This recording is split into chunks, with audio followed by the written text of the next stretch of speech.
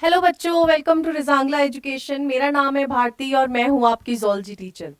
Last class में हम लोगों ने कंप्लीट कर लिया था चैप्टर रिप्रोडक्टिव हेल्थ। ठीक है, तो हेल्थ से रिलेटेड ही एक और नया चैप्टर हम लोग स्टार्ट करने वाले हैं जिसका नाम है ह्यूमन हेल्थ एंड डिजीजेस। ठीक है, ताकि थोड़ा थोड़ा आप लोगों को रिलेट करते चलो। ठीक है, उसमें हम लोगों ने स्पेसिफिकली रिप्रोडक्टिव हेल्थ के बारे में बात करी थी और यहाँ पर हम लोग बात करने वाले हैं पूरे हेल्थ की। ठीक है, मतलब बहुत सारी डिजीजेस के बारे में पढ़ेंगे, कैंसर के बारे में पढ़ेंगे, ड्रग्स के बारे में पढ़ेंगे, इम्यूनिटी के बारे में पढ़ेंगे, क्योंकि वही है जो आपको बचा के रख रही है बहुत सारे पैथोजेंस से, है ना। वरना इस समय आपकी बॉडी में हर तरफ से कुछ ना कुछ एंटर करने की कोशिश कर रहा है, कुछ एंटर हो पा रहे हैं, और अगर वो एंटर हो पा रहे हैं तो आपकी इम्यूनिटी ही क्या कर रही है, उनसे आपको बचा रही है। ठीक है, तो आज हम लोग स्टार्ट करने वाले हैं ह्यूमन हेल्थ एंड डिजीजेस। आज का जो एम रहेगा, आज हम लोग कवर करने वाले हैं इम्यूनिटी और टाइप्स ऑफ इम्यूनिटी। ठीक है, आज हम लोग बस इतना करने वाले हैं, छोटा लेक्चर रहेगा लेकिन हम लोग अच्छे से समझेंगे, ताकि क्योंकि आपका ये बेस रहेगा, आपको ये समझ आनी चाहिए। और कुछ टर्मिनोलॉजीज ऑब्वियसली हम लोग जो पढ़ने वाले हैं। ठीक है, क्लियर है। चलो, now let's start with human health and diseases. अब जब हम लोग ह्यूमन हेल्थ की बात करते हैं तो हेल्थ हम लोग ऑल्दो लास्ट लेक्चर में भी डिस्कस कर चुके हैं, लास्ट चैप्टर में डिस्कस कर चुके हैं, बट यहाँ पर जब हम लोग फिर से डिस्कस कर लेते हैं, तो जब हम लोग बात करते हैं बच्चों हेल्थ के बारे में, तो पहले क्या बोला जाता था कि condition of body and mind, है ना। Condition of body and mind को हम लोग बोल देते थे हेल्थ। ठीक है, लेकिन ऐसा नहीं है कि मान लो अगर एक पर्सन है, उसको कोई डिजीज नहीं हो रखी है ना, कुछ भी नहीं है ना, तो जरूरी नहीं है वो हेल्दी हो। मे बी मेंटली वो हेल्दी ना हो, सोशली वो हेल्दी ना हो। सेकेंडली, अगर किसी की कोई फिजिकल इंजरी हो रखी है तो ऑब्वियसली हम लोग उसको काउंट करेंगे कि वो इस समय हेल्दी नहीं है। ठीक है, तो हम लोग जब हेल्थ के बारे में हेल्थ को डिफाइन करते हैं, तो हेल्थ को जब हम लोग डिफाइन करेंगे तो health is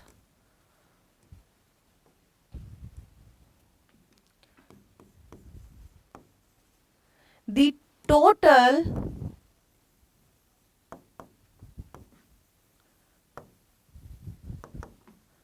well-being of a person. Total well-being of a person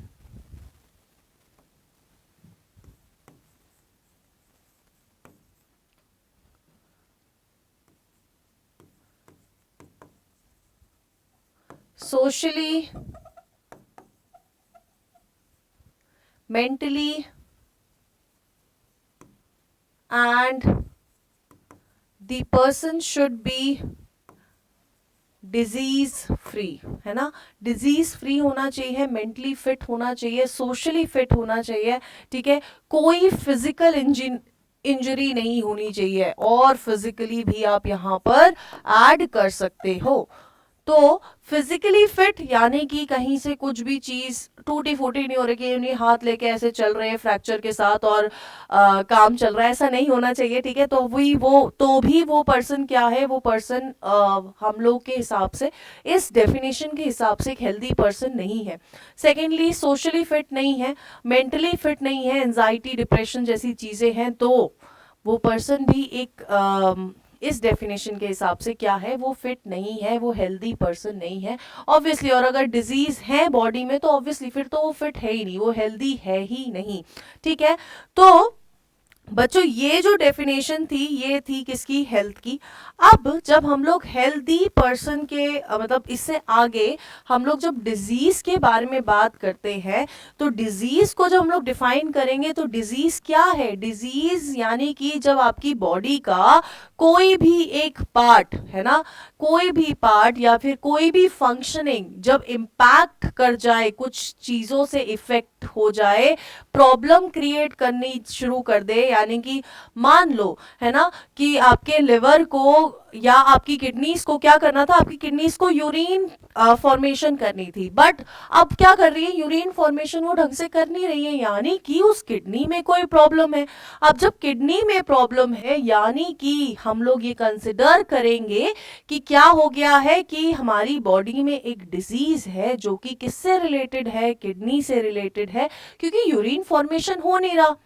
अब ये होता है डिजीज जब हमारी बॉडी का कोई एक ऑर्गन या कोई पार्ट क्या हो सके, क्या हो जाए, इम्पैक्ट हो जाए किसी ना किसी चीज से। अब कुछ ना कुछ तो हुआ होगा ना उस किडनी के साथ, बेचारी के साथ, कि उसने यूरिन फॉर्मेशन करना बंद कर दिया है, मतलब अब वो नाराज होगी कि अब मैं यूरिन फॉर्मेशन नहीं करूंगी, तो कुछ ना कुछ तो हुआ होगा, है ना, कोई माइक्रोब आ गया होगा या हमारी बॉडी में किसी ना किसी चीज की कंसंट्रेशन ऊपर नीचे हो गई होगी, है ना। तो बहुत सारी चीजें इंपैक्ट कर सकती है किसी भी ऑर्गन को, ठीक है। तो डिजीज क्या है, जब हम लोग डिजीज की बात करते हैं, डिजीज जब हमारी बॉडी का कोई एक ऑर्गन या स्पेसिफिकली कोई पार्ट या हमारी बॉडी ढंग से फंक्शन ना कर पाए, अपने रिस्पेक्टिव फंक्शंस को पूरा ना कर पाए, तो हम लोग उसको बोलते हैं डिजीज। अब बच्चों जब हम लोग बात करते हैं डिजीज की, तो disease can be of two types. Disease जो हो सकती है बच्चों, disease can be of two types.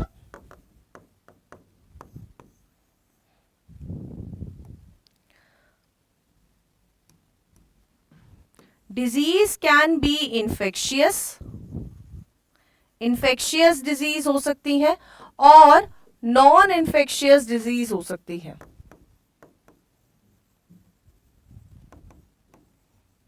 ठीक है, इन्फेक्शियस डिजीज हो सकती है और नॉन इन्फेक्शियस डिजीज हो सकती है। इन्फेक्शियस वर्ड हम लोग ऑलरेडी पढ़ चुके हैं लास्ट चैप्टर में। इन्फेक्शियस यानी कि जो डिजीज इजीली ट्रांसमिट हो जाए, जो डिजीज एक अनइन्फेक्टेड पर्सन से एक इन्फेक्टेड पर्सन में बहुत इजीली ट्रांसमिट हो जाए, है ना, जो फैल सकती है, जैसे कोरोना आया था, फैल सकती थी, इन्फेक्शियस डिजीज थी।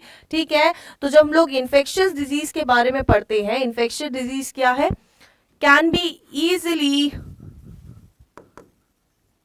ट्रांसमिटेड, ठीक है, इजीली ट्रांसमिट हो सकती है। और वहीं पे नॉन इन्फेक्शियस डिजीज क्या है, कैन नॉट बी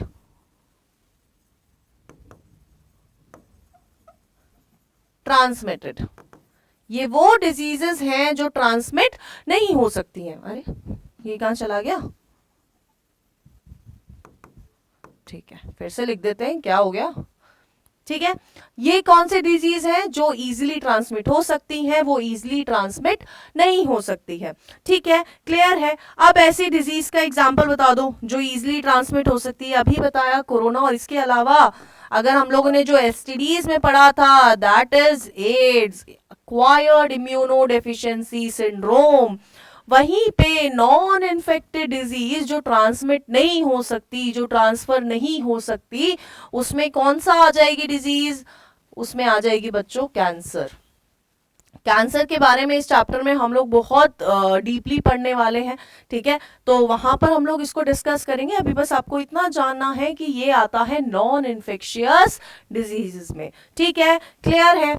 नाउ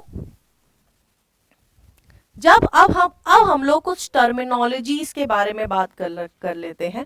तो नेक्स्ट हेडिंग है बच्चों, some important terminologies, some important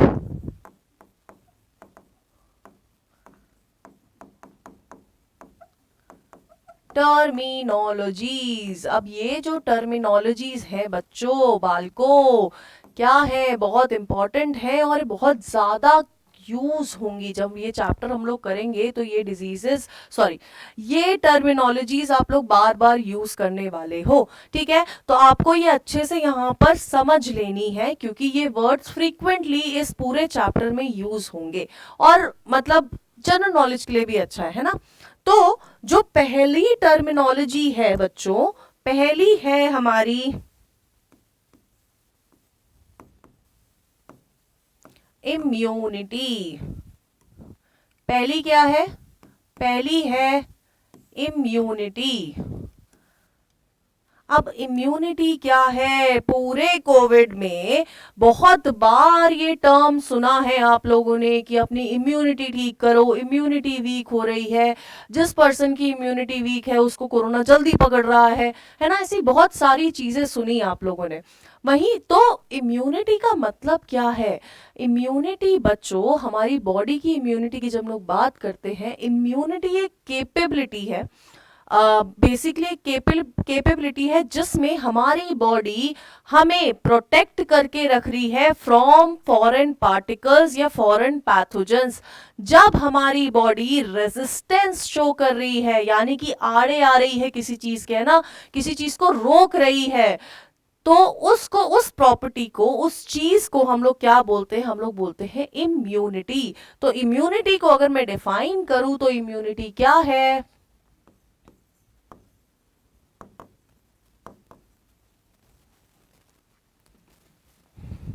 resistance, या फिर रेजिस्टेंस लिख के ये लिखो, it is an ability of the body, it is the ability of the body to protect itself from a disease, है ना, या फिर from foreign particle, या फिर हम लोग लिख सकते हैं पैथोजन। हमारी बॉडी की कैपेबिलिटी है जिससे हमारी बॉडी अपने आप को किसी डिजीज से, किसी फॉरेन पार्टिकल से या किसी पैथोजन से बचा के रखती है। तो ये क्या है? This is known as immunity. ठीक है, अब एक चीज जो आपको याद रखनी है, दैट इज कि एडवर्ड जेनर, कौन? साइंटिस्ट के नाम तो याद रखने पड़ेंगे, है ना, ऐसा तो है नहीं एसएसटी की तरह बहुत सारे लोगों का नाम याद रखना है, कुछ लोगों का नाम याद रखना है। ठीक है, तो ये एडवर्ड जेनर कौन थे? Edward Jenner is known as the father of immunology. Edward Jenner is known as the father of immunology. Clear है? ठीक है, ये आपको याद रखना है। अब नेक्स्ट टर्म जो है बच्चों, नेक्स्ट टर्म इज एंटीजन,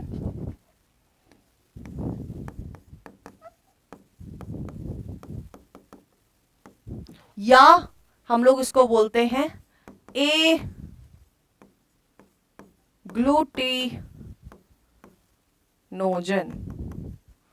ठीक है, एंटीजन या फिर हम लोग टर्म यूज करते हैं क्या? ए ग्लूटिनोजन।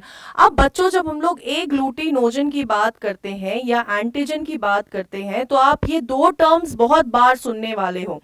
क्या क्या? एक एंटीजन और एक एंटीबॉडी। तो जब हम लोग एंटीजन की बात करते हैं, ये वो सब्सटेंस है, एंटीजन वो सब्सटेंस है जो स्टिमुलेट कर रहा है प्रोडक्शन ऑफ एंटीबॉडीज। यानी कि ये नहीं है तो प्रोडक्शन ऑफ एंटीबॉडीज क्या होंगी? उस रेट पे नहीं होगी। स्टिमुलेशन कौन कर रहा है? जाके बोल कौन रहा है कि अपनी प्रोडक्शन शुरू कर दे? तो ये वो सब्सटेंसेस हैं जो स्टिमुलेट करता है प्रोडक्शन ऑफ एंटीबॉडीज। ठीक है, these are the substances which stimulate the production of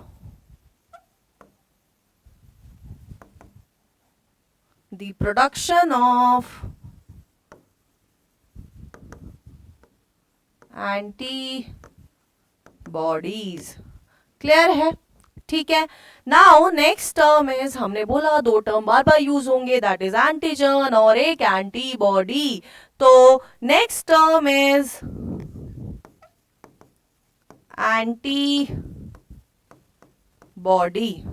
ठीक है, तो जब हम लोग बच्चों बात करते हैं एंटीबॉडीज के बारे में, तो ये क्या है? एक कॉम्प्लेक्स ग्लाइकोप्रोटीन है। एंटीबॉडी क्या है बच्चों? एक कॉम्प्लेक्स ग्लाइकोप्रोटीन है जो क्या कर रही है? कौन सिक्रीट कर रहा है?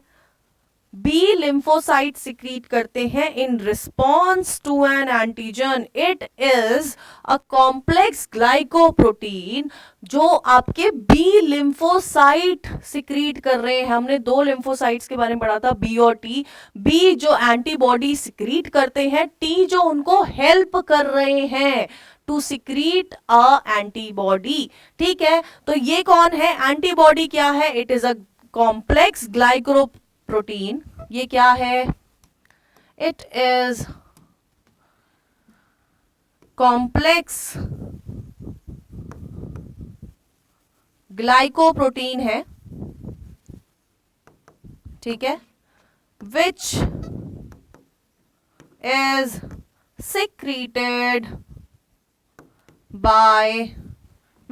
secreted by B lymphocyte in response to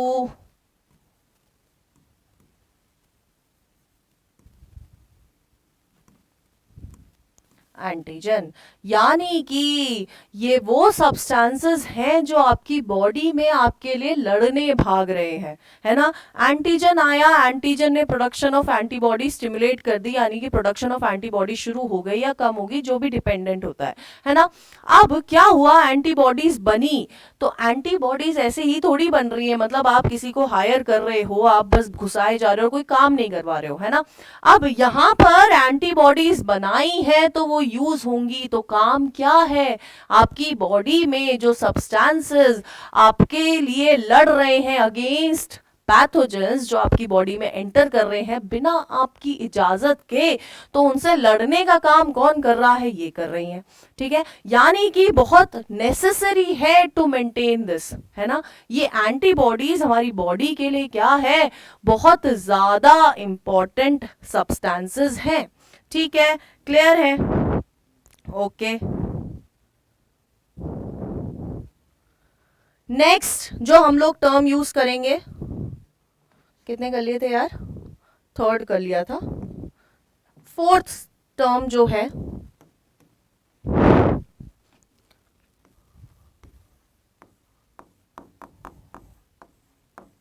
fourth is venom.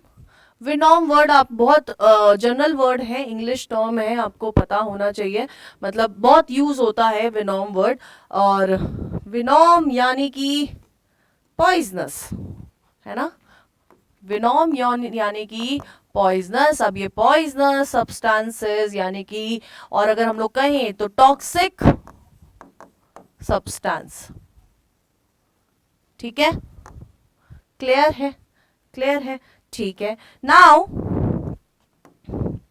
Next term is susceptibility.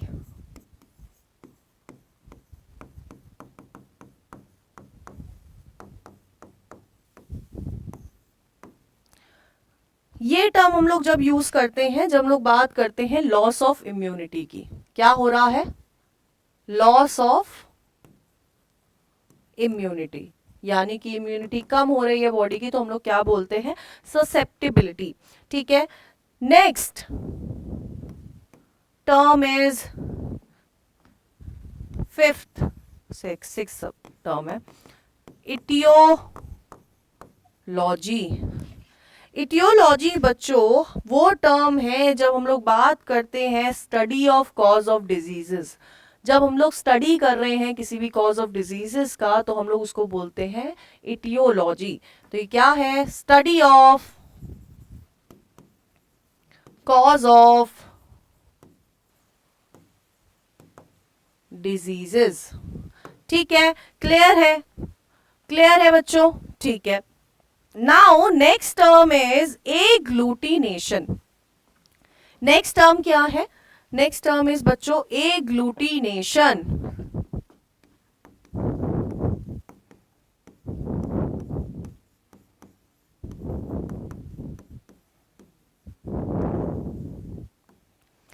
अब जब हम लोग बात करते हैं एग्लूटिनेशन की, तो ये वो प्रोसेस है या ये वो रिएक्शन है जिसमें क्या हो रहा है, किसका रिएक्शन है, एंटीबॉडी और एंटीजन के रिएक्शन के प्रोसेस को हम लोग क्या बोलते हैं, हम लोग बोलते हैं बच्चों एग्लूटिनेशन। ठीक है, ठीक है, तो ये क्या है, antigen antibody reaction is known as agglutination। ठीक है, अब आप क्या मुझे बताओगे, अगर आप को पता हो तो हम एक वर्ड यूज करते हैं, एक टेस्ट है जिसका नाम है एलाइसा। ठीक है, तो ये जो एलाइसा है बच्चों, हम लोग आगे पढ़ेंगे भी, ये एलाइसा जो है ये भी इस मैकेनिज्म पे बेस्ड है, एंटीजन एंटीबॉडी मैकेनिज्म पे या रिएक्शन पे बेस्ड है। ये जो मेथड है एलाइसा, एंजाइम लिंक्ड इम्यूनोसॉर्बेंट एसे, ये भी किस पे लिंक्ड है, ये भी किससे लिंक्ड है कि मतलब अगर हम लोग इसके प्रिंसिपल की बात करें तो ये एग्लूटिनेशन वाला जो प्रोसेस है ये किसका प्रिंसिपल है, एलाइसा का प्रिंसिपल है। ठीक है, इसके बाद जो लास्ट टर्म हम लोग यूज करने वाले हैं दैट इज एर्थ सीरोलॉजी, और ये टर्म हम लोग यूज करते हैं जब हम लोग स्टडी कर रहे हैं एंटीजन एंटीबॉडी रिएक्शन को। तो serology is the study of, ये क्या है, it is the study of antigen antibody reaction.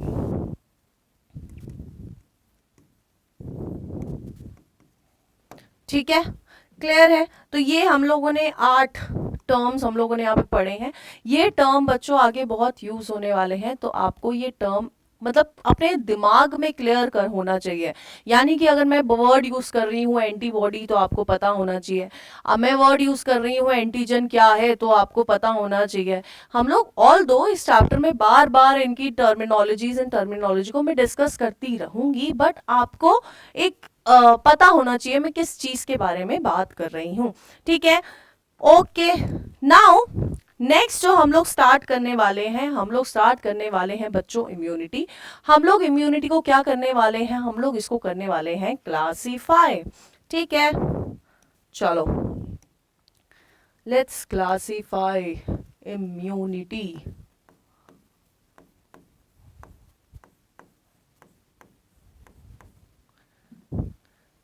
बच्चों ये जो इम्यूनिटी है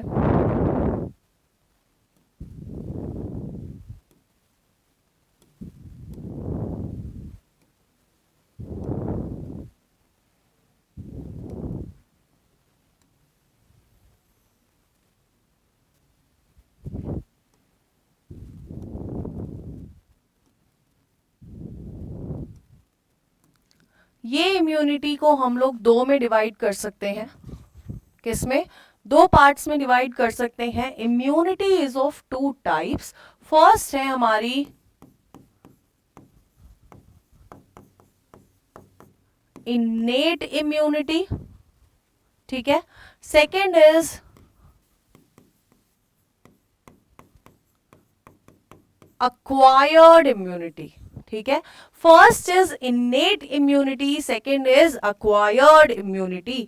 अब जब हम लोग बात करते हैं बच्चों इनेट इम्यूनिटी के बारे में, तो ये वो इम्यूनिटी है जो बाय बर्थ है ना, बाय बर्थ क्या है, डेवलप हुई है। It is the immunity which is developed by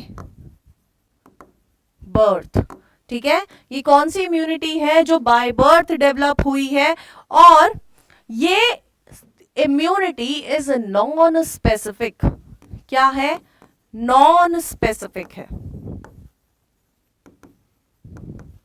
वहीं पर जब हम लोग बात करते हैं अक्वायर्ड इम्यूनिटी के बारे में, अक्वायर्ड इम्यूनिटी वो इम्यूनिटी है जो अक्वायर करी गई है ड्यूरिंग दी लाइफ टाइम, यानी कि पहले से प्रेजेंट नहीं थी, ठीक है, ये आफ्टर दी बर्थ डेवलप करी गई है या अक्वायर करी गई है, ठीक है।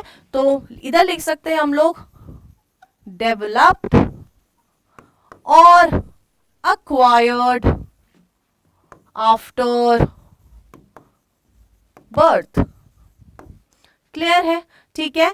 और ये जो इम्यूनिटी है, जैसे कि वो नॉन स्पेसिफिक इम्यूनिटी है, this immunity is specific in nature. ये इम्यूनिटी कैसी है? This immunity is specific in nature. अब ये acquired immunity, this immunity can further be divided into two parts.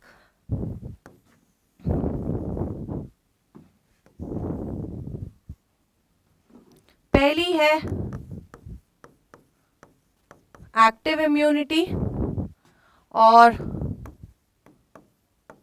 Second is passive immunity, ठीक है। तो अभी एट फर्स्ट हम लोग बात करने वाले हैं किसके बारे में? हाँ, अभी हम लोग बात करेंगे, आज हम लोग ये सारे टॉपिक्स कवर करने वाले हैं, यानी कि इनेट, एक्वायर्ड, एक्टिव और पैसिव, हम लोग ये सारे टॉपिक कवर करने वाले हैं, ठीक है। तो let's start with innate immunity, ठीक है। किससे स्टार्ट कर रहे हैं हम लोग? स्टार्ट कर रहे हैं बच्चों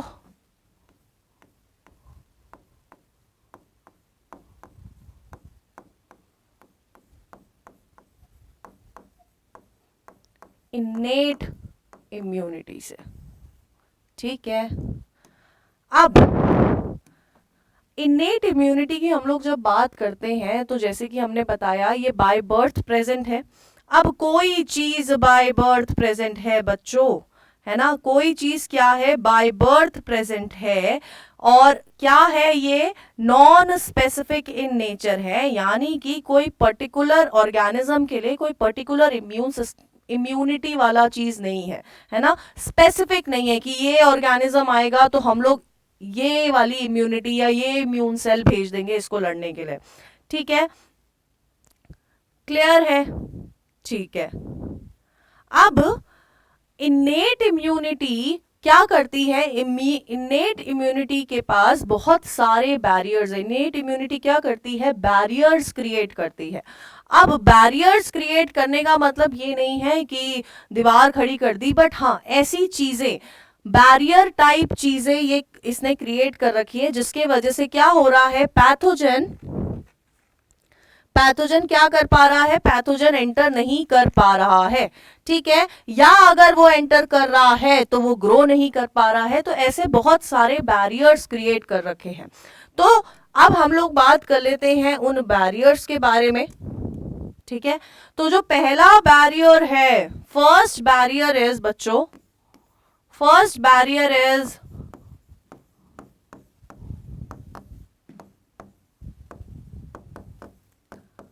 फिजिकल बैरियर। अब ये याद रखना है, जब हम लोग इन बैरियर्स को पढ़ रहे हैं तो आपको ये बहुत क्लियर होना चाहिए। क्लियर आपको सब कुछ होना चाहिए, बट यहाँ पर स्पेसिफिकली मैं इसलिए बोल रही हूँ क्योंकि इससे क्वेश्चंस आते हैं, है ना, एमसीक्यू बेस्ड क्वेश्चन आते हैं। क्योंकि इसके अलावा फिजिकल बैरियर है, फिजियोलॉजिकल बैरियर है, तो बच्चे क्या हो जाते हैं? कंफ्यूज हो जाते हैं फिजिकल फिजियोलॉजिकल बैरियर्स में। तो मतलब कंफ्यूज नहीं होना है ना, इसलिए मैं बोल रही हूँ, स्पेसिफिकली बोल रही हूँ, क्योंकि फिजिकल और फिजियोलॉजिकल बैरियर्स आर डिफरेंट, ठीक है, ठीक है, ठीक है। तो now let's start with physical barrier. Physical barrier यानी कुछ फिजिकली प्रेजेंट है जो आपके पैथोजेंस को अंदर आने नहीं दे रहा है, और अगर अंदर आ रहा है तो क्या कर रहा है? उसको ग्रो नहीं करने देगा। तो हमारे स्किन की जो सबसे आउटर लेयर है, तो इधर पर फिजिकल लेयर बैरियर्स में हम लोग दो चीज के बारे में बात कर सकते हैं। पहला क्या है? पहला इज स्किन और दूसरा इज म्यूकोसा, ठीक है।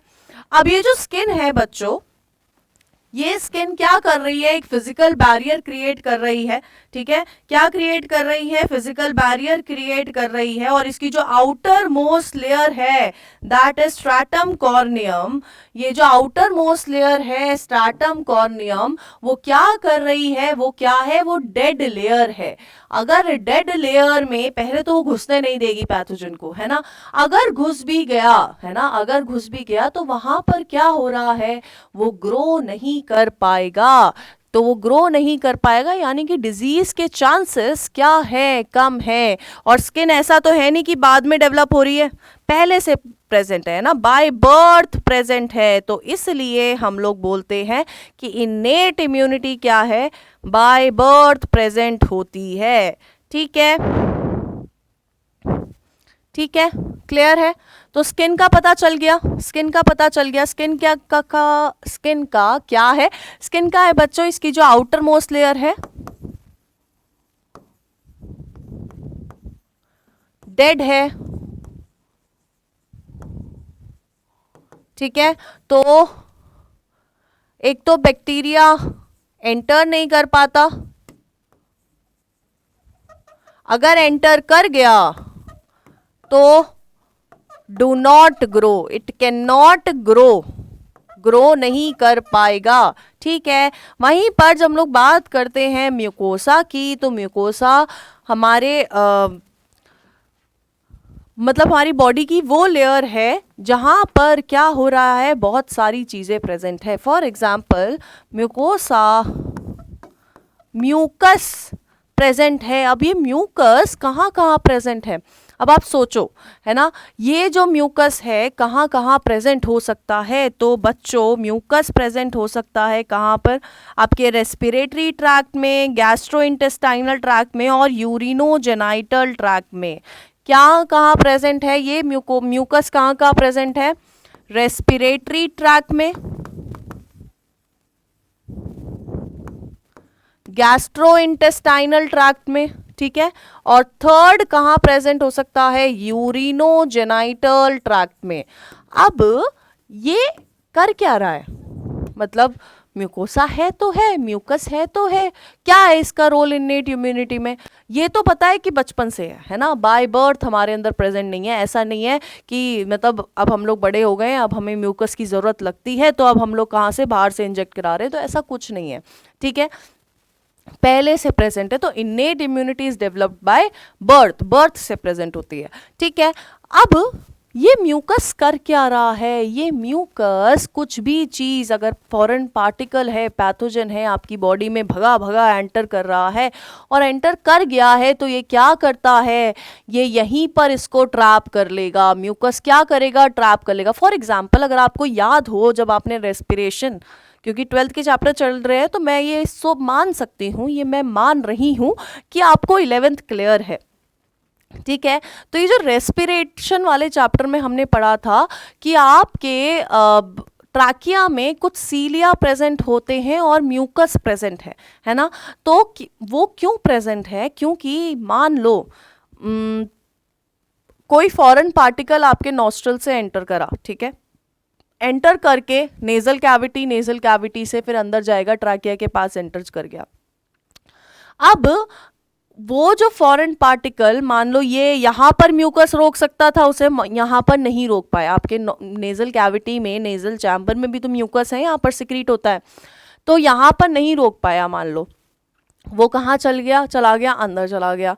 अब ट्रैकिया में भी प्रेजेंट है और कुछ सीलिया प्रेजेंट है। अब क्या करेगा ये म्यूकस, वहां पर इसको क्या कर लेगा, उसको पकड़ लेगा, ट्रैप कर लेगा, और सीलिया की मूवमेंट होगी अपवर्ड्स। अब जब वो अपवर्ड मूवमेंट से कोशिश क्या हो रही है कि उस फॉरेन पार्टिकल को बॉडी से बाहर निकाला जा सके, जहां से आया है वहां से निकाल सके। ठीक है, तो समझ आया म्यूकस कहाँ कहाँ, रेस्पिरेटरी, जीआईटी, यूरिनोजेनाइटल ट्रैक, और ये क्या करता है, ट्रैप दी माइक्रोब्स, माइक्रोब्स को ट्रैप करके रख लेता है, जकड़ लेगा, पकड़ लेगा, नहीं छोड़ेगा, नहीं छोड़ेगा। ठीक है, नाउ सेकेंड इज, दूसरे टाइप का जो बैरियर है बच्चों, दूसरे टाइप का बैरियर इज फिजियो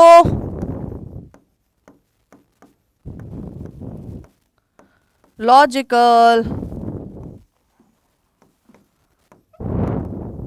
बैरियर्स। ठीक है, अब बच्चों जब हम लोग बात करते हैं फिजियोलॉजिकल बैरियर्स की, तो ये वो बैरियर्स हैं जो कि हमारी बॉडी में ऑलरेडी प्रेजेंट है। फॉर एग्जाम्पल हमारे पेट में, स्टमक में HCl क्या है, बहुत ज़्यादा है, pH का लेवल बहुत ज़्यादा है। तो अगर हम लोग बात करते हैं हाई पीएच पे, हाई पीएच पे क्या होगा, हमारी बॉडी में कोई मान लो खाने के साथ कुछ आपने गलत खा लिया, बाहर का खाना खा रहे हो, जंक फूड खा रहे हो, दबा के बर्गर खा रहे हो, लेकिन उसके साथ साथ कुछ और माइक्रोब्स भी क्या आ गए, आपके अंदर एंटर कर गए। अब क्या करेगा, मतलब यहाँ से लेके यहाँ तक कुछ भी ऐसा नहीं मिला उनको जो उनसे लड़ पाए, ऐसा कुछ भी नहीं हुआ। ठीक है, तो एट द एंड जब वो पेट में आएगा, पेट में आपको पता है HCl बहुत ज़्यादा है। अब HCl ज़्यादा है बच्चों, तो वहाँ पर वो माइक्रोब सस्टेन नहीं कर पाएगा। तो pH अगर ज़्यादा है तो क्या होगा, माइक्रोब सस्टेन नहीं कर पाएगा। ठीक है, इसके अलावा अगर बॉडी का टेम्परेचर हाई है,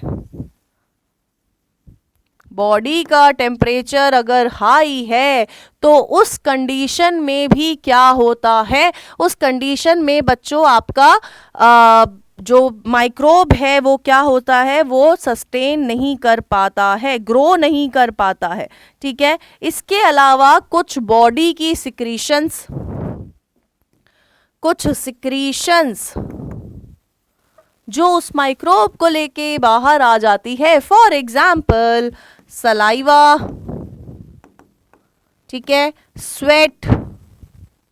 अब सलाइवा के बारे में क्यों बात कर रहे हैं, सलाइवा के अंदर अगर आपको पता हो कुछ लाइजोजाइम्स होते हैं जो क्या करेंगे, जो प्रेजेंट ही इसलिए हैं, सिक्रीट ही इसलिए हो रहे हैं ताकि कोई माइक्रोब आए और वो वहीं पर मार दे उसे, है ना, मुंह के अंदर ही मार दे, मतलब कैसे घुसे माइक्रोब आपके खाने के साथ, जंक फूड के साथ, बर्गर जो खा रहे हो, मोमोज जो खा रहे हो उसके साथ घुसे और वहीं पर राम नाम। ठीक है, क्लियर है। Okay, now next type of barrier जो हमें पढ़ना है, third barrier is cellular barriers.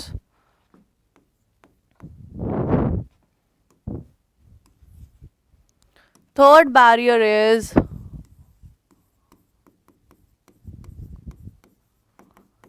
Cellular barriers. कुछ सेल्स हैं जो क्या कर रहे हैं, हेल्प कर रहे हैं किसको, पैथोजेंस को रोकने में, हमारी बॉडी के डिफेंस मैकेनिज्म में बैरियर क्रिएट करने की कोशिश कर रही हैं। ठीक है, अब वो कुछ कौन कौन से हैं एक बार देख लेते हैं उनको भी, है ना। एक मिनट, एक टेबल सी बना लो यार, मेरी तो लाइन कभी सीधी नहीं बनेगी, आप ही सीधी लाइन बना लेना। ठीक है,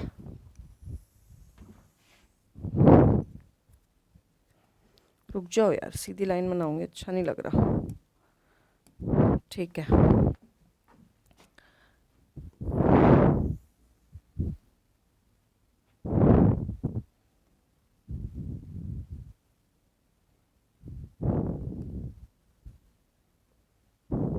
अब इससे ज़्यादा नहीं बनेगी यार सीधी लाइन, चलो।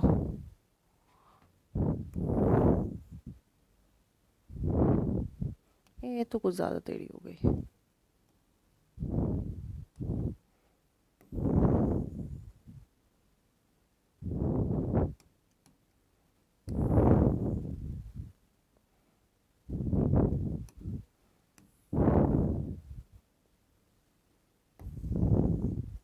सॉरी गाइस, अरे यार बना लेते हैं, चलो।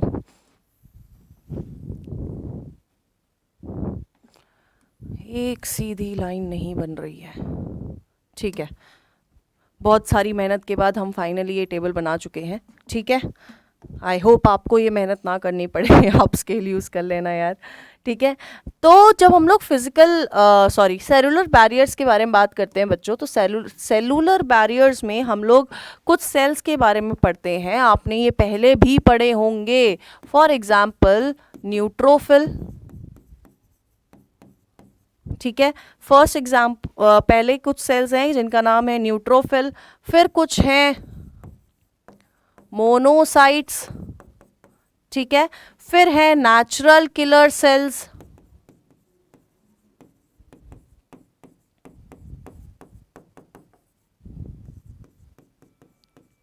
ठीक है, और फिर कौन से हैं, फिर हैं बच्चों मैक्रोफेजेस।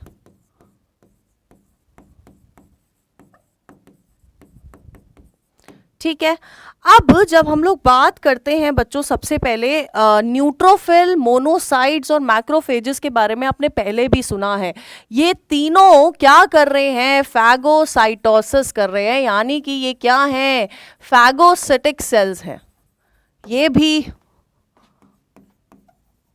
ये भी और न्यूट्रोफिल भी, ये तीनों क्या है, फैगोसिटिक इन नेचर है। और वहीं पर ये जो नेचुरल किलर सेल्स हैं बच्चों, ये क्या है, नॉन फैगोसिटिक है।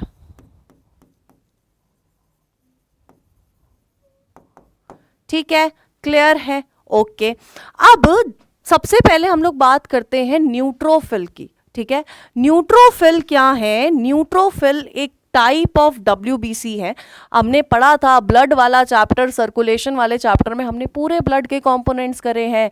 इसके अलावा हमने टिश्यूज़ के अंदर भी सारे कंपोनेंट्स के बारे में, कनेक्टिव टिश्यू जब हम लोग ब्लड के बारे में पढ़ा था तो वहाँ पर भी हमने इनके बारे में पढ़ा था। तो ये क्या है, न्यूट्रोफिल्स क्या हैं, ये कंसिस्ट करते हैं 60 to 65% of WBCs, white blood cells. White blood cells तो हैं ही हमारे डिफेंस में, मतलब हमारे लड़ रहे हैं, है ना।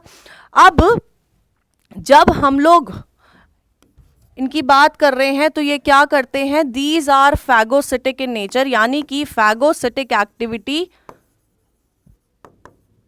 ये कर रहे हैं।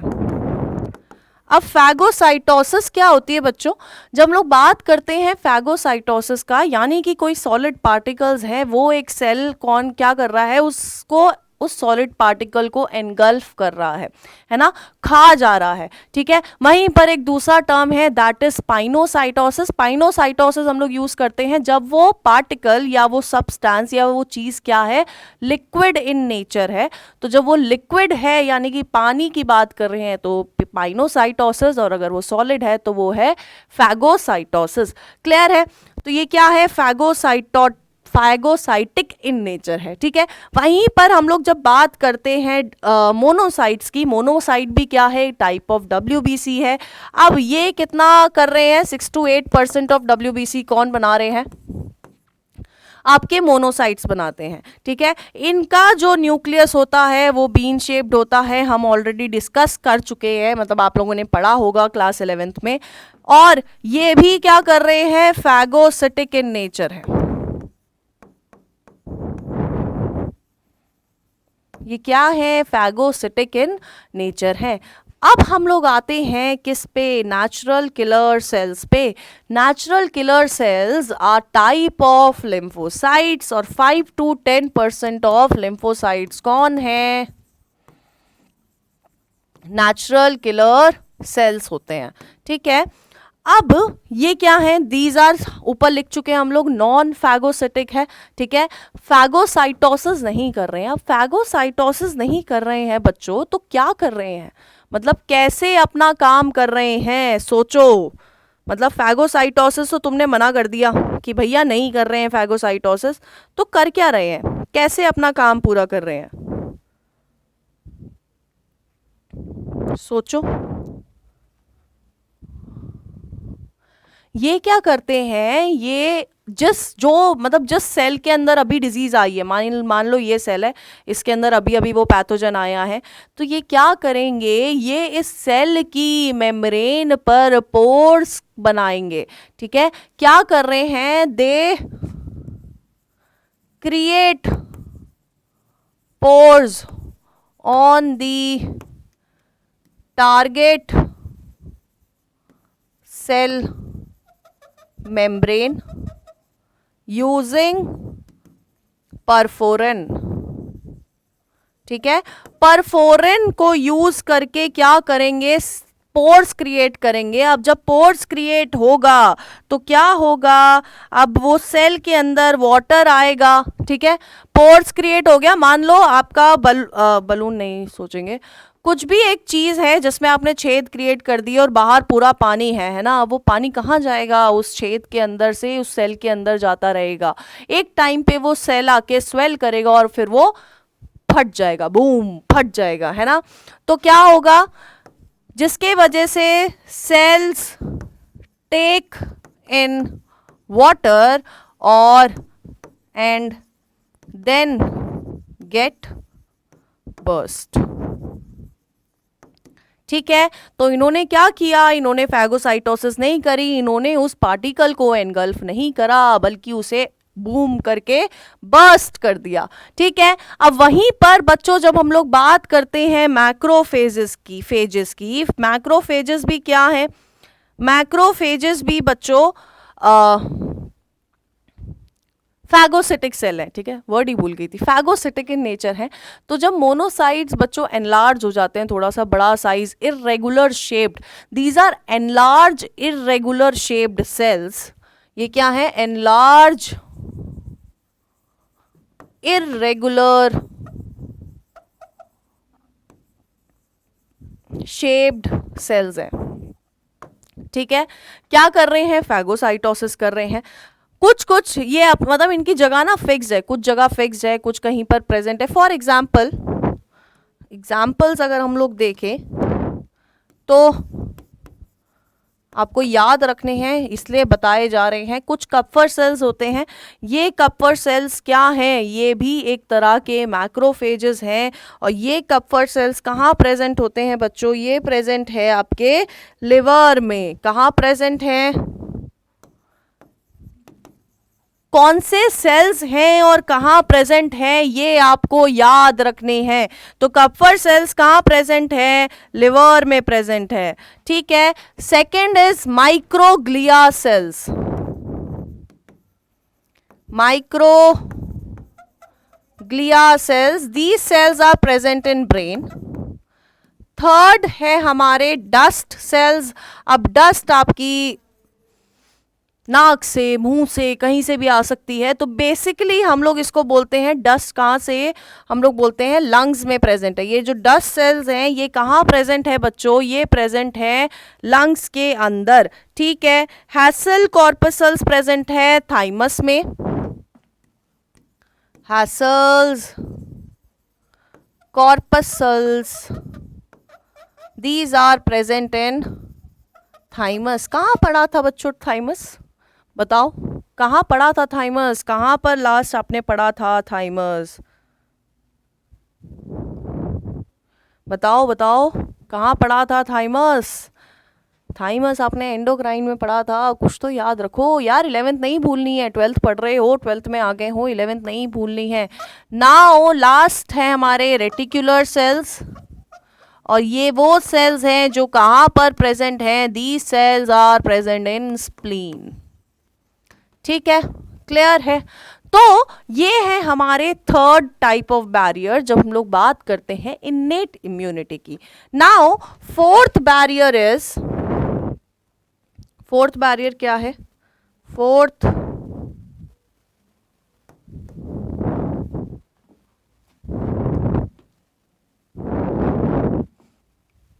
पीछे वाले स्लाइड पे करते हैं।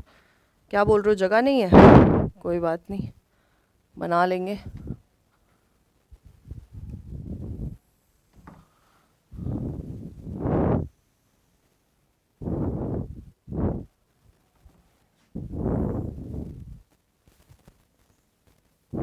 चलो यार, इसमें नहीं हो रहा है, नेक्स्ट स्लाइड पे ही करते हैं। फोर्थ इज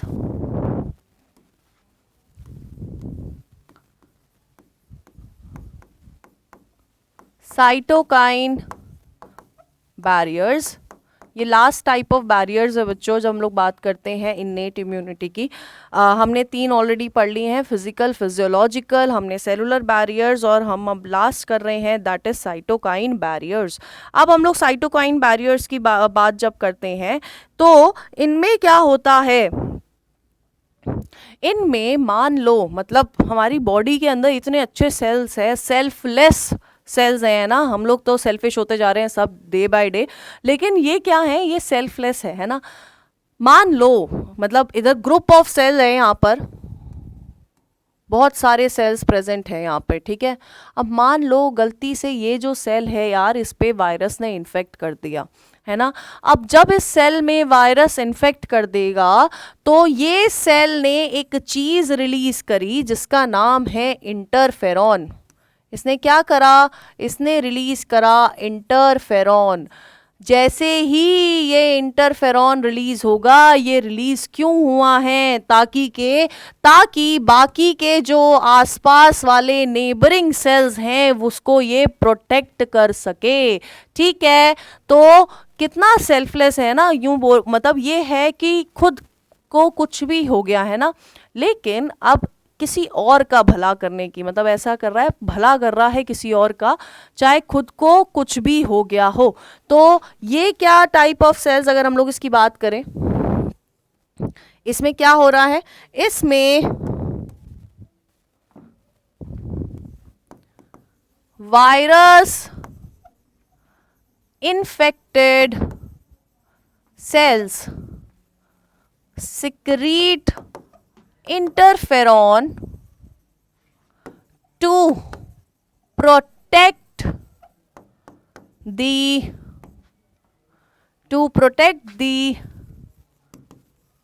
neighboring cells को बचाने के लिए वायरस से इन्फेक्ट हुआ सेल क्या करता है, इंटरफेरॉन रिलीज करेगा।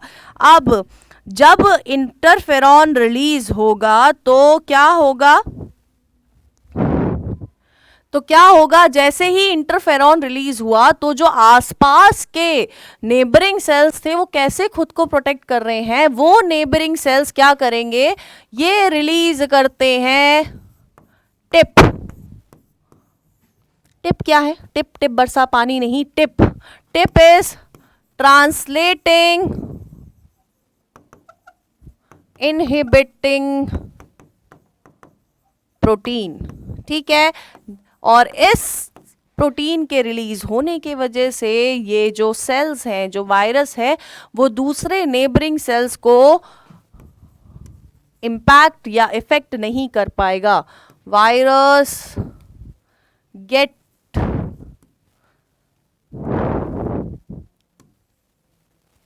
प्रोटेक्टेड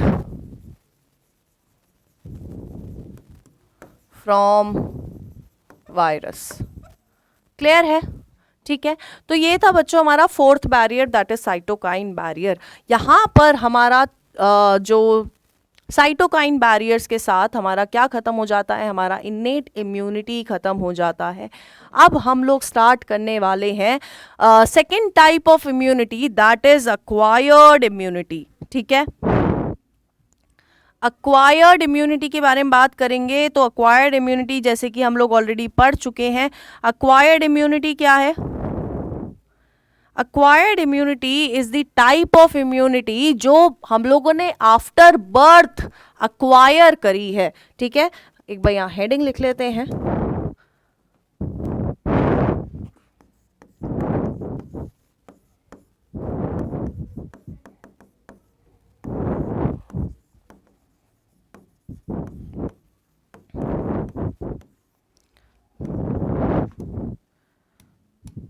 ये क्या है, it is a type of immunity जो बाय बर्थ हमें नहीं मिली है, हमने आफ्टर बर्थ इसको अक्वायर करा है, इसको डेवलप करा है, ठीक है। तो ये कौन सी है, हमारी अक्वायर्ड इम्यूनिटी है।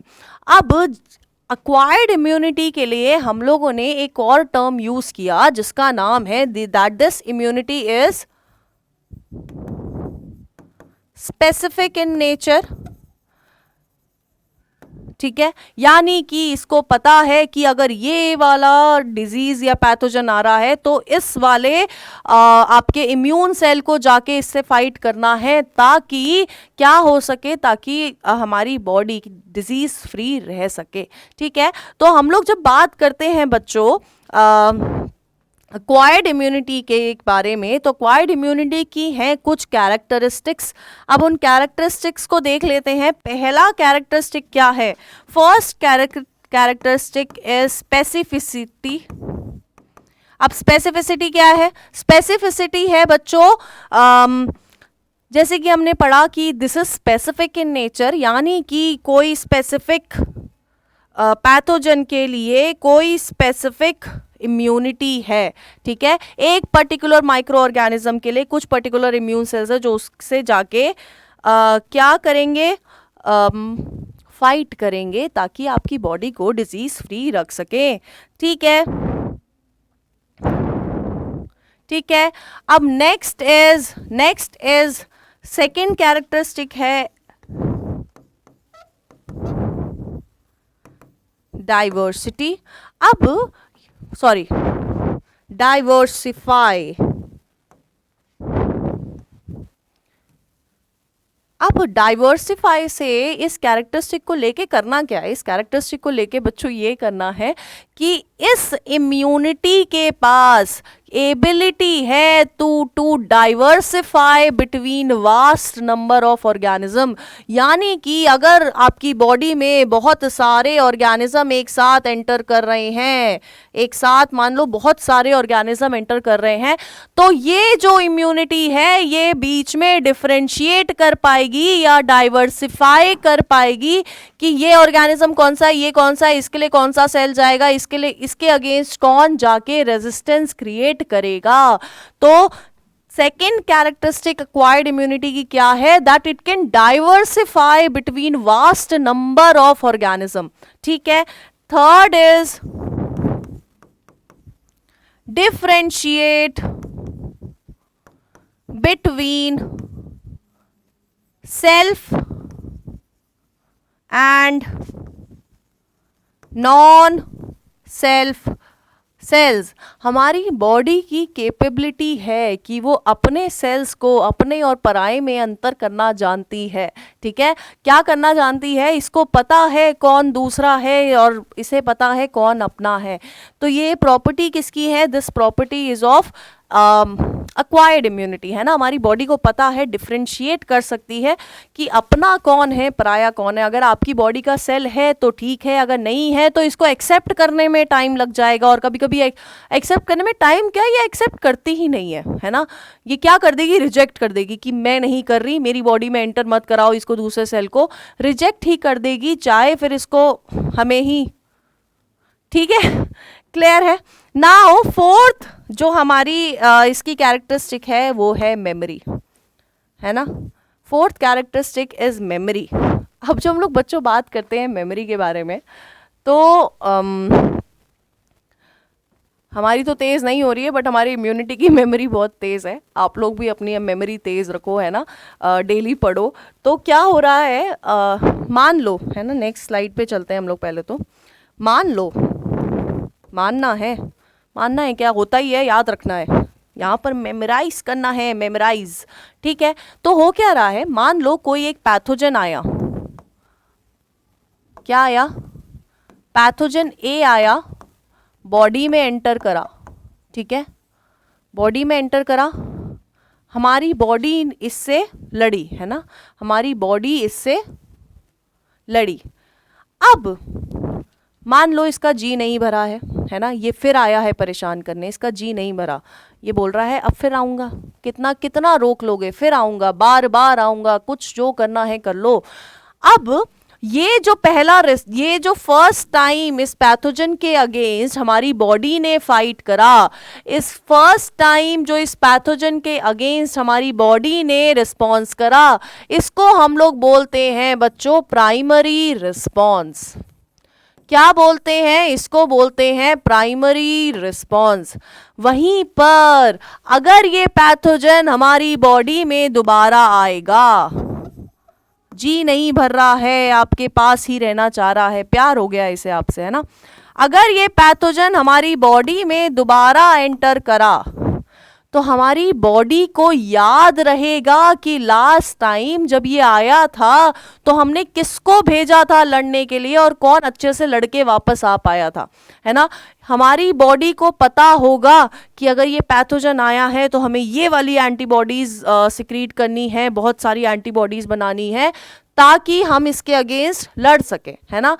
तो जब ये पैथोजन दोबारा बॉडी में एंटर कर रहा है और हमारी बॉडी दोबारा इससे लड़ रही है, लेकिन अब हमें पहले से ही पता है ना, कि कौन सा हमें भेजना है इससे लड़ने के लिए, तो इस टाइप ऑफ रिस्पॉन्स को हम लोग बोलते हैं सेकेंडरी रिस्पॉन्स।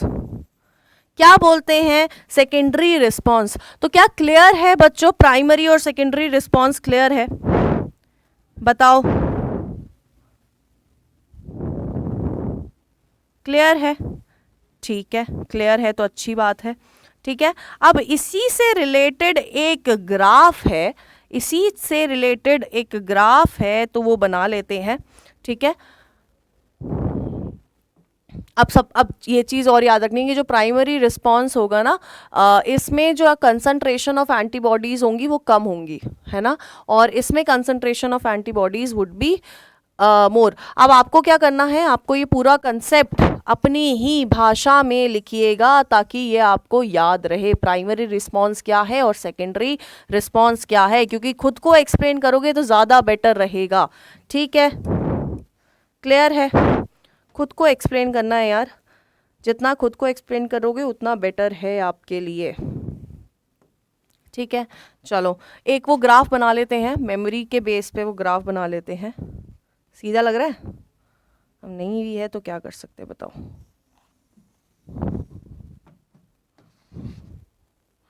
ना बड़ा तो नहीं चाहिए। ठीक है, अब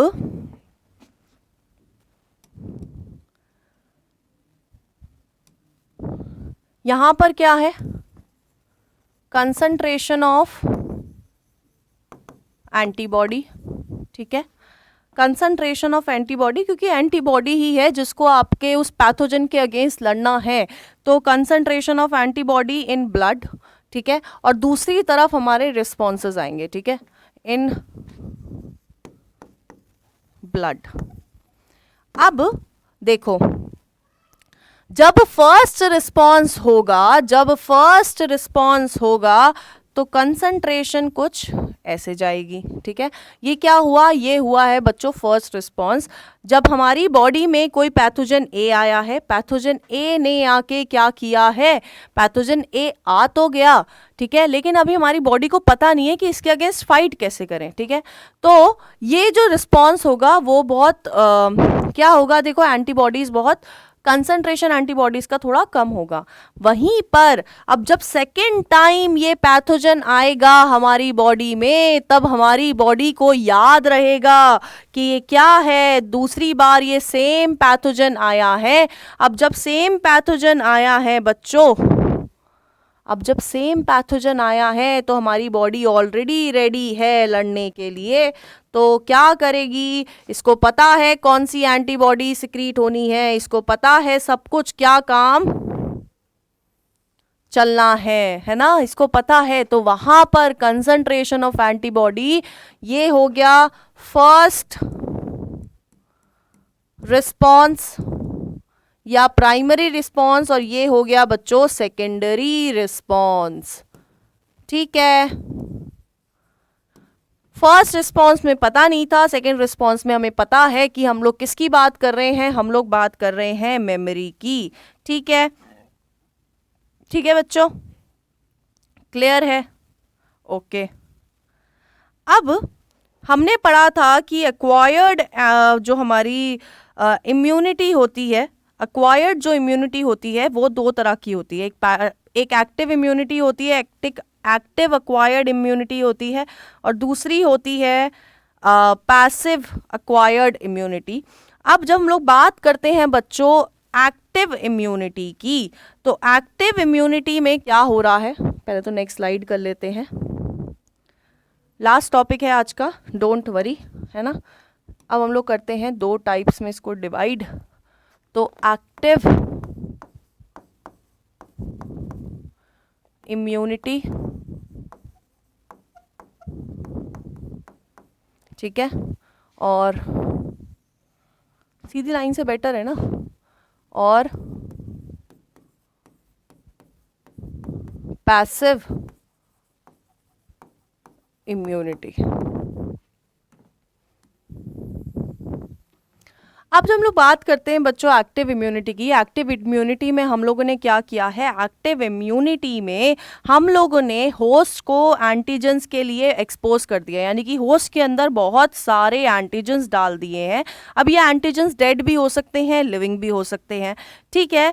तो क्या होगा, जिसके वजह से क्या होगी, एक इम्यूनिटी क्रिएट होगी हमारी बॉडी में, जिसको हम लोग बोल रहे हैं एक्टिव इम्यूनिटी, ठीक है,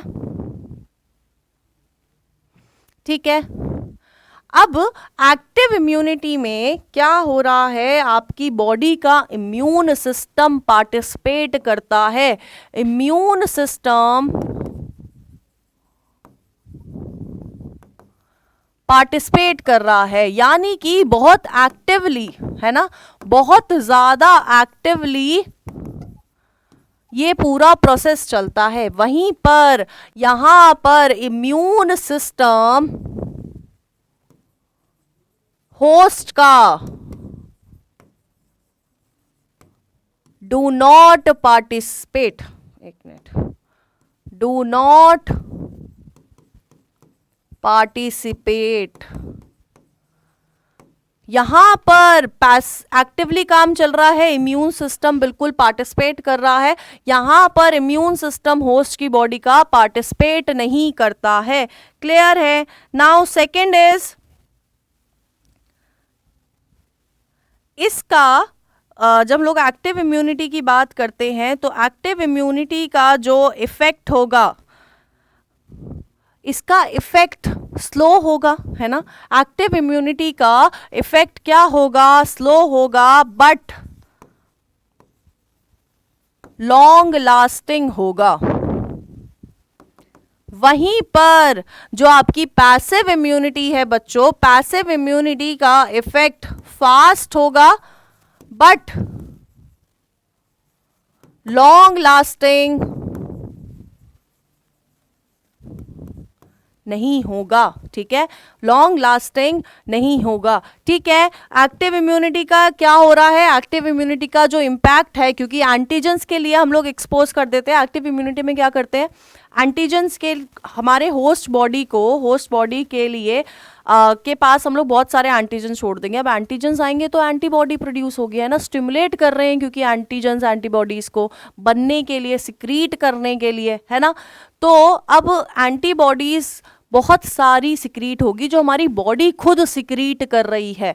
अब जब हमारी बॉडी खुद पार्टिसिपेट कर रही है, इसलिए हम लोगों ने बोला कि इम्यून सिस्टम हमारी बॉडी का पार्टिसिपेट कर रहा है। वहीं पर पैसिव इम्यूनिटी में ये पार्टिसिपेशन नहीं दिखती है। अब जब पार्टिसिपेशन नहीं दिखेगी तो क्या होगा, मान लो पार्टिसिपेशन ही नहीं दिखी है बच्चों, तो क्या होगा, इफेक्ट बहुत ज़्यादा फास्ट रहेगा लेकिन शॉर्ट टर्म इफेक्ट दिखेगा, यानी कि लॉन्ग लास्टिंग इफेक्ट नहीं दिखेगा, ठीक है, क्लियर है। अब ये जो एक्टिव इम्यूनिटी होती है ना बच्चों, this active immunity is of two types. ये एक्टिव इम्यूनिटी भी दो तरह की है। तो पहला है हमारा नेचुरल और सेकंड इज आर्टिफिशियल। एक नेचुरल एक्टिव इम्यूनिटी है और एक आर्टिफिशियल एक्टिव इम्यूनिटी है। तो ये जो नेचुरल एक्टिविटी इम्यूनिटी है, फॉर एग्जांपल जैसे कॉमन कोल्ड वगैरह हो गया, तो इसके वायरस से हम लोग बहुत अच्छे से क्या है, हमें पता है कौन से वायरस आएंगे, क्या हमें करना है, हमें पता है। तो ये क्या है, नेचुरल इम्यूनिटी क्या है, जो हमारी बॉडी ने बिल्ड कर ली है। फॉर एग्जांपल इन्फेक्शंस, जो हमारे वायरस आते हैं, हमारे कॉमन कोल्ड वाले वायरस आते हैं, हर बार आते हैं, हर बार हम ठीक हो जाते हैं, है ना। तो हमारी बॉडी को पता है वो वायरस जो आ रहा है उसको ट्रीट कैसे करना है। तो इन्फेक्शंस के केस में हम लोग क्या बोलेंगे, active immunity, active natural immunity, क्योंकि हमारी बॉडी ने खुद बनाया है इसके खिलाफ, इसको ट्रीट करने के लिए, ठीक है। वहीं पर जब हम लोग बात करते हैं आर्टिफिशियल एक्टिव इम्यूनिटी की, तो इसमें क्या आ जाती है, इसमें आ जाते हैं बच्चों वैक्सीनेशंस। इसमें हमने बॉडी को पहले से ही, मतलब अभी वायरस आया नहीं है ना, कोई भी पैथोजन आया नहीं है, पर हम लोगों ने उसकी प्रिपरेशन के लिए वैक्सीन पहले ही डाल दी है हमारी बॉडी के अंदर। अब वो जब वैक्सीन डाल दी है बच्चों, तो जब वही वो वायरस आएगा तो उसके खिलाफ ऑलरेडी एंटीबॉडीज प्रिपेयर होना शुरू हो जाएंगी, क्योंकि हमारी बॉडी में पहले से ही प्रेजेंट है। तो वो एंटीबॉडीज उसके अगेंस्ट क्या कर लेंगी, लड़ जाएंगी, है ना, हमारी बॉडी को प्रोटेक्ट करेंगी। वहीं पर जो ये पैसिव इम्यूनिटी है बच्चों, ये पैसिव इम्यूनिटी भी दो तरह की है, एक है नेचुरल, ठीक है, और एक है आर्टिफिशियल, ठीक है, एक है नेचुरल और एक है आर्टिफिशियल। अब पैसिव इम्यूनिटी क्या थी, जिनका इफेक्ट बहुत इमीडिएट इफेक्ट है लेकिन शॉर्ट टर्म इफेक्ट है। तो नेचुरल यानी कि जो हमें अंदर से ही मिल रही है ना, तो ये नेचुरल इम्यूनिटी में क्या आ जाएगा, पहला कोलोस्ट्रम से जो मदर से मिल्क मिलता है, येलोइश फ्लूइड, जो हम लोग ऑलरेडी बात कर चुके हैं क्योंकि हमने रिप्रोडक्शन कर लिया है, तो इससे कौन सी एंटीबॉडी मिल रही है, IgA।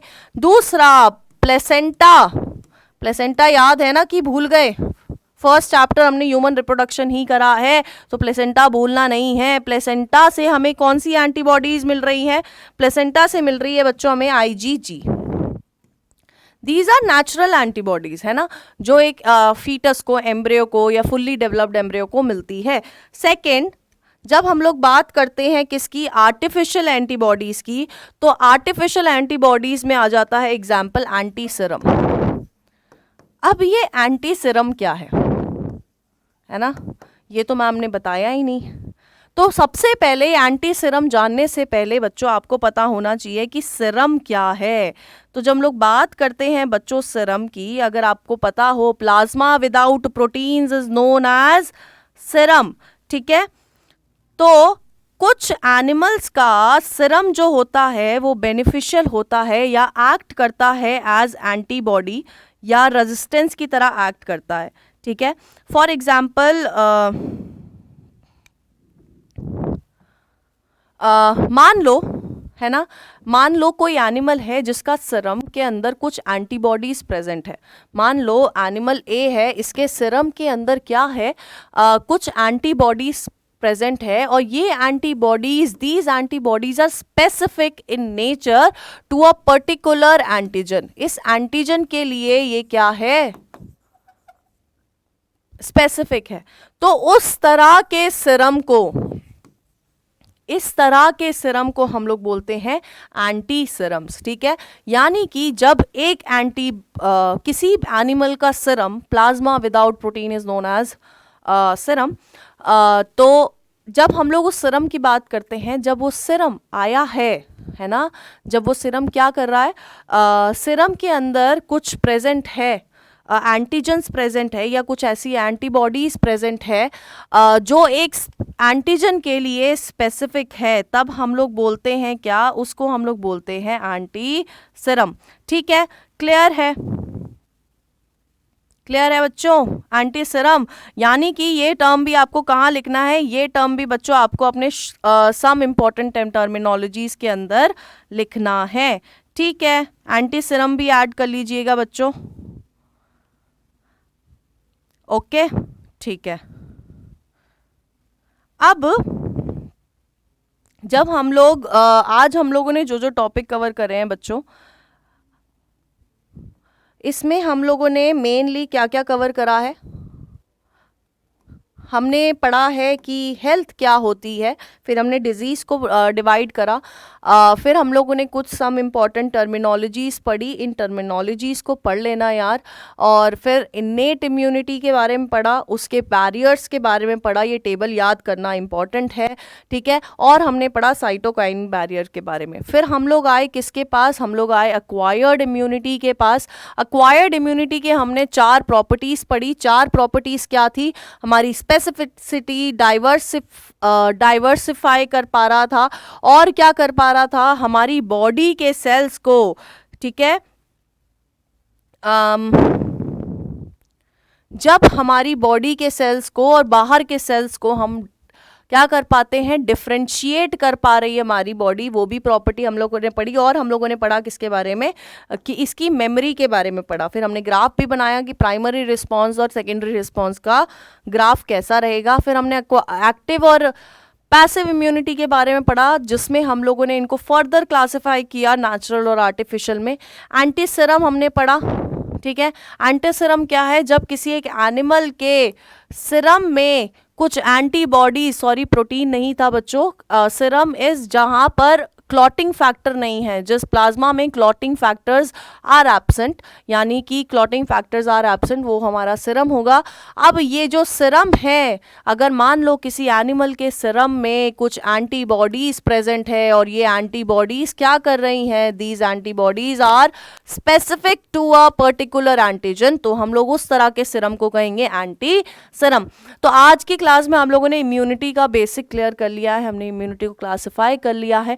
नेक्स्ट लेक्चर बच्चों जो हम लोग करेंगे, वो हम लोग पढ़ेंगे हमारी बॉडी के इम्यून सेल्स के बारे में पढ़ेंगे, और हम लोग इम्यूनाइजेशन और वैक्सीनेशन को कवर करने की कोशिश करेंगे, ठीक है। अगर आपको ये लेक्चर अच्छा लगा हो तो लाइक एंड सब्सक्राइब करना मत भूलिएगा। नेक्स्ट क्लास में मिलते हैं, बाय बच्चों।